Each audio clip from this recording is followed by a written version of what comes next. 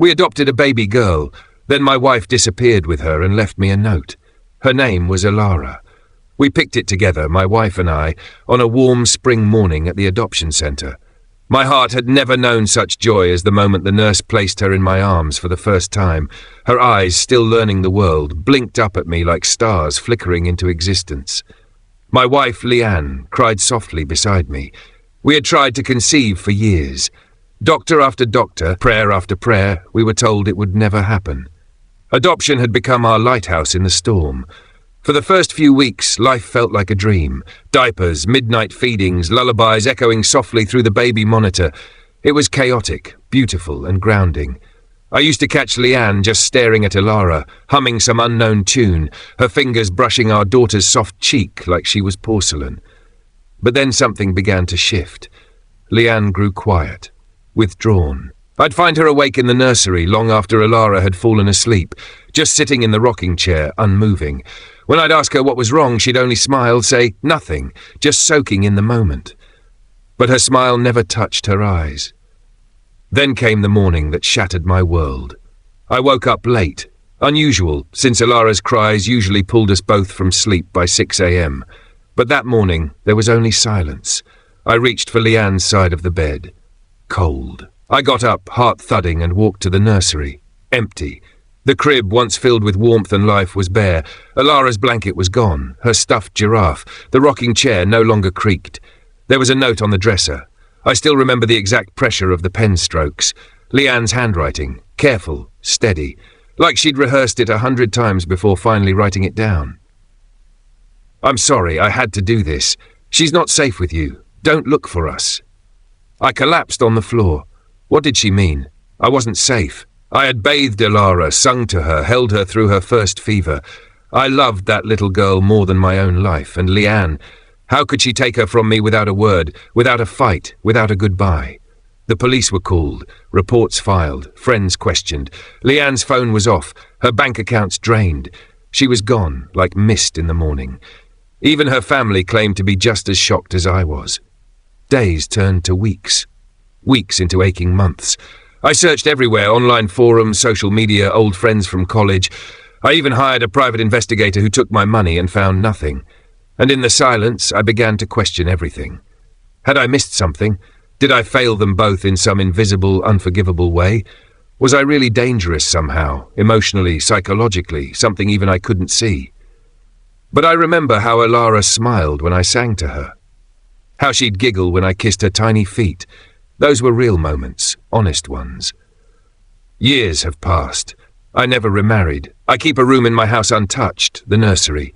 Every week I dust the shelves, I fold the little clothes, I hold that same stuffed giraffe and whisper, Daddy still remembers you.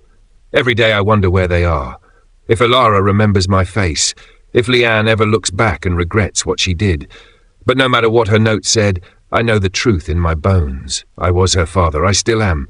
And I'm still waiting for my little girl to come home. Sometimes late at night I imagine the knock. Just one soft, hesitant knock at the door. I picture myself rising slowly from the couch, heart pounding in my chest like a war drum. I open the door and there she is, Alara, older now. Maybe 7, maybe 8, holding Leanne's hand or maybe standing alone. Her eyes searching my face, unsure if it's real, if I'm real. And in that dream I drop to my knees. I don't speak, I just open my arms. But dreams fade. Reality sits heavier. About a year after they vanished, I got a letter. No return address. Inside, just a photo. Blurry. Taken from a distance. A little girl on a park swing being pushed by a woman whose face was turned away. The girl was laughing. I knew that laugh. I could hear it even from the silence of the paper. On the back, written in that same careful hand, "She's happy. Don't ruin that." I stared at that photo for hours. My hands trembled. I wanted to scream. To punch a wall. To fly to every park in every state. But the truth landed heavy. I didn't even know where to begin. I kept the photo. It's in my wallet, worn at the corners from being taken out and held so many times. I look at it when the silence becomes unbearable. When birthdays come and go, when I see fathers holding their daughters' hands in the grocery store. Do they know how lucky they are? I stopped calling the police after year 3. The last officer I spoke to told me gently, "Mr. Halden, Unless there's a sign of abuse or danger, it's not considered a criminal abduction if she's the legal mother. Legal. Such a cold word when you're fighting for your child. I still talk to Alara sometimes. Out loud. In the car. In the shower. On long walks when I pass the lake where I once imagined teaching her how to skip stones. I tell her what books I've read, what song reminded me of her, how the sky looked on the day she came into my life, how it broke the moment she left. Maybe one day she'll look for me. Maybe she'll type my name into a search bar. Maybe she'll find these words. Or maybe Leanne was right and keeping her away from me saved her. But if you're reading this, Alara, I was there when you opened your eyes for the first time. I was there when you wrapped your tiny fingers around mine. I was there when you couldn't sleep unless I hummed the same lullaby every night. I was your father then. And I still am now. Wherever you are, whatever they've told you, I never stopped waiting, and I never will. There was a time I thought I might forget.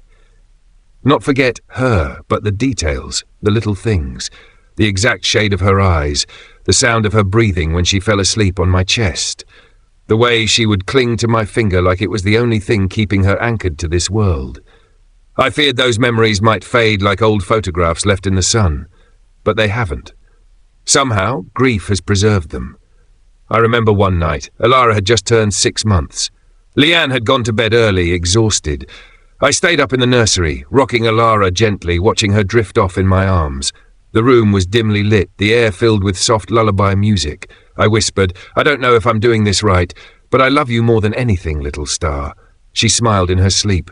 That moment, it's burned into me like fire under the skin. That smile was real. That love was real. Whatever came after, whatever fear or judgment made Leanne take her and run, doesn't erase what we had. I know Leanne must have believed she was protecting her.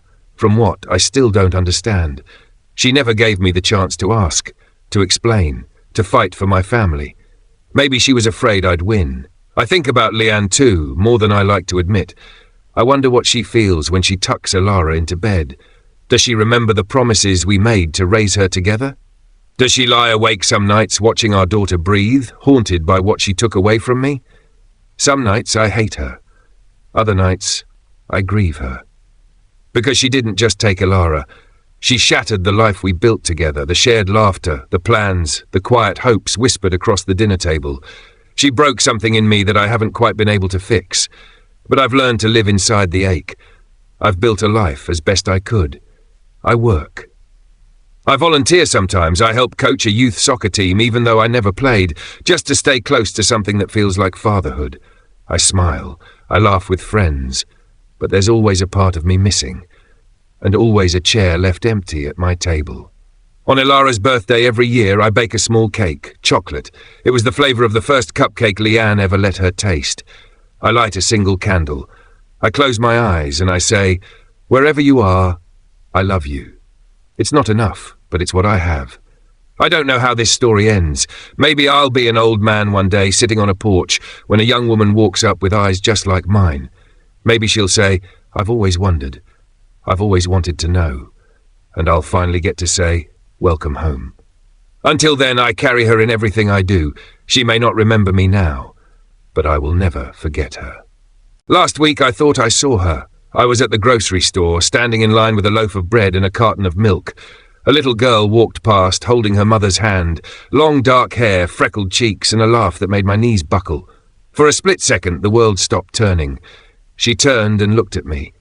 Big brown eyes, curious, open. I almost said her name, almost reached out. But the mother tugged her gently along, unaware that she'd just passed through the broken heart of a stranger.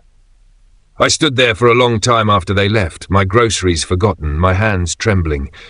It wasn't her. I knew that. My mind knew that. But my heart had already gone chasing after her shadow. That's the part they don't tell you about loss, the constant mirages, the faces in crowds, the giggles that stab like knives. The dreams so vivid you wake up with your arms outstretched and tears soaking your pillow. Sometimes I think I'm going crazy. But I also think that's what love does when it has nowhere to go. It turns itself into ghosts, whispers, half-memories that never fully let go. I've written Alara dozens of letters I'll never send. Pages and pages of me trying to explain what happened, who I was, who I tried to be, how much I miss her. I keep them all in a box under my bed. Maybe someday she'll find them. Maybe they'll help her understand that I never stopped being her father, and I never stopped loving her. There are nights I fall asleep with one of her old onesies pressed to my chest, the faintest trace of baby lotion still clinging to the fabric. I know it sounds pathetic, but it's all I have left that still smells like her. People tell me I should move on. You have to let go, they say. She's gone. You need to heal. But they don't understand. Letting go would mean erasing her from the center of my soul. Letting go would mean pretending she was just a chapter, not the whole story. And she is the story. She always will be. If I could say just one thing to her now, just one sentence, it would be this. You were loved beyond words, and none of this was your fault. Because I fear what Leanne might have told her. I fear the lies that may have been whispered during sleepless nights. I fear that my daughter might grow up believing she was abandoned when the truth is, I was the one left behind. But despite it all, I hold on to hope. Hope that one day, Alara will feel a tug deep inside, a restlessness, a question that won't be silenced. Hope that she'll seek the truth, hope that love will lead her home. Until then, I live each day quietly, faithfully, carrying the weight of what was lost and the unshakable belief that somewhere out there, my little girl still remembers the sound of my voice. The house is quieter than it used to be. The laughter is gone. The hum of lullabies has long faded into memory. But there's still a small light left on in the nursery, every single night. Sometimes I catch myself standing in the doorway, staring into that room as if time might collapse and bring her back to me, as if the past might flicker alive for just one more second. Her name is still on the wall in wooden letters. Alara.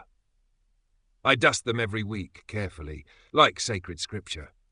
I've aged. There are lines on my face now that didn't exist before. My hair is greyer, my heart heavier. But one thing has never changed. I'm still waiting. Not desperately, not angrily, but faithfully. Because some love doesn't disappear. It becomes part of your bones, part of your breath, part of the silence between heartbeats. And maybe she'll never come. Maybe the knock on the door will never come.